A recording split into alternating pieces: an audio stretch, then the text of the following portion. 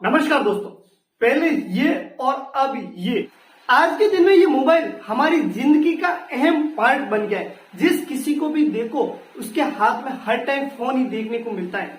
ऐसा देखा जाए तो इस फोन ने हमारे कई कामों को बहुत ही ज्यादा आसान कर दिया है। घंटों का काम सेकंडों में हो जाता है, लेकिन अगर हमारे पास ये मोबाइल न हो तो कई काम हमारे आज के दिन में पीछे छूट जाते हैं। लेकिन कहते हैं ना कि किसी भी वस्तु के अगर कुछ बेनिफिट्स हैं तो उसके कुछ लॉसेज भी होते हैं। सेम ऐसा ही होता है मोबाइल के केस में। आइए जानते हैं कि ये मोबाइल भारत के अंदर कब आता है। आज के दिन में भारत के अंदर मोबाइल का नेटवर्क कितना बड़ा है, मोबाइल के क्या बेनिफिट्स हैं और क्या लॉसेज है। चलिए शुरू करते हैं। भारत में मोबाइल की एंट्री आज से करीबन 27 साल पहले यानी कि 1995 के अंदर हुई थी और उस टाइम कीपैड मोबाइल आए थे और उस वक्त 1 मिनट की कॉल करने के लिए 16 रुपए चार्ज करने पड़ते थे। 1995 से लगा करके 2000 के बीच इंडिया के अंदर 50 लाख मोबाइलों की बिक्री होगी और 2000 के बाद में इसकी बिक्री और ज्यादा तेज होगी। लेकिन उस टाइम भारत के अंदर कीपैड मोबाइल यानी कि इस तरीके के मोबाइलों की बिक्री सबसे ज्यादा हो रही थी। और जैसे ही इंडिया के अंदर जियो लॉन्च होता है उसके बाद में इंटरनेट सस्ता हो जाता है, स्क्रीन टच मोबाइल आने लगते हैं और ये भी सस्ते सस्ते दामों में।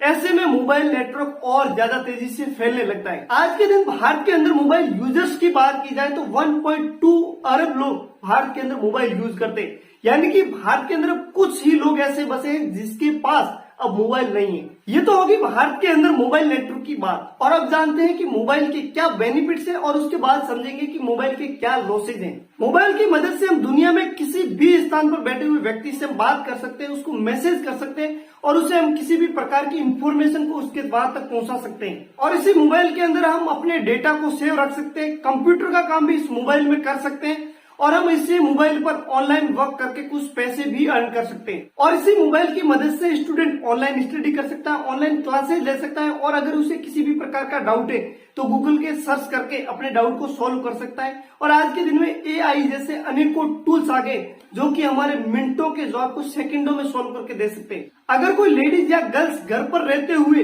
किसी भी प्रकार की स्किल्स को सीखना चाहती है, किसी भी प्रकार के काम को सीखना चाहती है तो गूगल पर या यूट्यूब पर सर्च करके देख करके वो आसानी से सीख सकती है। ये तो हो गए मोबाइल के बेनिफिट्स। अब जानते हैं कि मोबाइल के क्या क्या लॉसेज हो सकते हैं। मोबाइल का सबसे बड़ा लॉस है टाइम वेस्ट करना।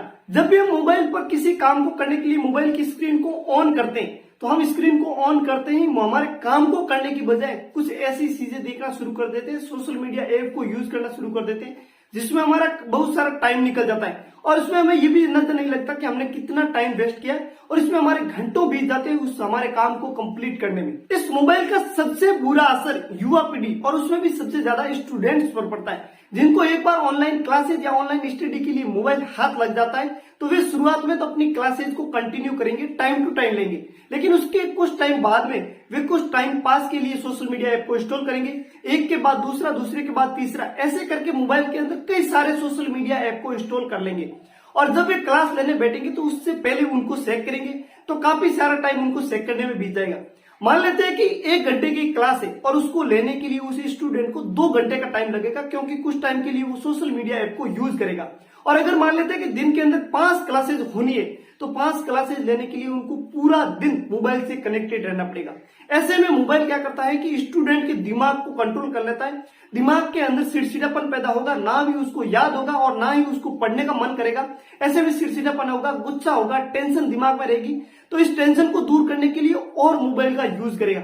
ऐसे में कितना टाइम ये मोबाइल स्टूडेंट का खा जाता है कि उनकी स्टडी टाइम पर हो ही नहीं पाती है। और इसके अलावा स्टूडेंट्स मोबाइल पर क्लासेस लेने, सोशल मीडिया ऐप को यूज करने की बजाय कुछ अलग तरीके से भी मिस यूज कर सकते हैं, जैसे क्राइम वीडियोस देखना, एक्साइटिंग वीडियोस देखना, सेक्सुअल वीडियोस देखना।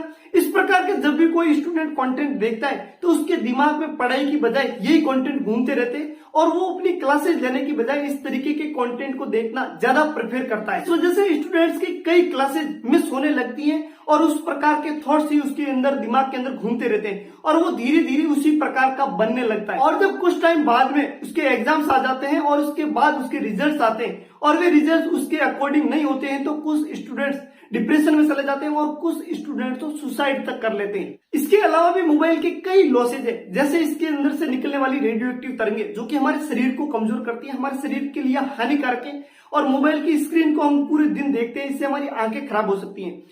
अगर हम मोबाइल को सही तरीके से यूज करें, दिन के अंदर जितना हमारा काम है उसी काम के लिए मोबाइल को यूज करें, तो मोबाइल हमारे लिए बेनिफिट हो सकता है, बेनिफिशियल हो सकता है। और लेकिन अगर हम पूरे दिन मोबाइल का यूज करेंगे तो मोबाइल हमारे लिए बेनिफिशियल होने की बजाय हमारे लिए नुकसानदायक बहुत ही ज्यादा हो सकता है। दोस्तों, ये वीडियो कैसा लगा कमेंट में बताइए और ऐसे इंफॉर्मेटिव वीडियोस के लिए हमारे चैनल को सब्सक्राइब कीजिए।